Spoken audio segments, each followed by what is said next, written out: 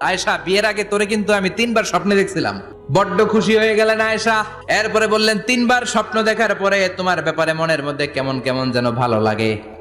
তারপরে একটা ছোট্ট কাগজের মধ্যে, জান্নাতি কাগজ, রেশমি কাপড়ের মধ্যে তোমার চেহারাটা এনে জিব্রাইল বললেন, দেখেন নবী কেমন লাগে। আমি কইলাম, ভালো লাগে।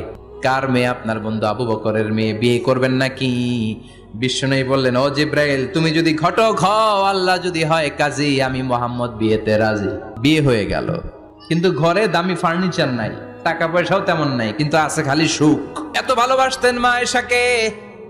মা আয়েশা গ্লাসের যেই জায়গা দিয়ে পানি খেতেন, বিশ্বনবী ওই জায়গায় মুখ লাগিয়ে পানি খেত। মা আয়েশা গোশতকে হাড্ডি ফেলে দিলে বিশ্বনবী ওই হাড্ডিটা নিয়ে চষতে শুরু করে দিত। এক বালতি থেকে পানি নিয়ে দুইজনে গোসল করত। আবার বিশ্বনবীর সাথে সাথে মাঝে মাঝে বায়না ধরতো, মাঝে মাঝে রাগও করতো। বিশ্বনবী বলেন, আয়েশা, কখন তুমি রাগ করো, কখন তুমি আমারে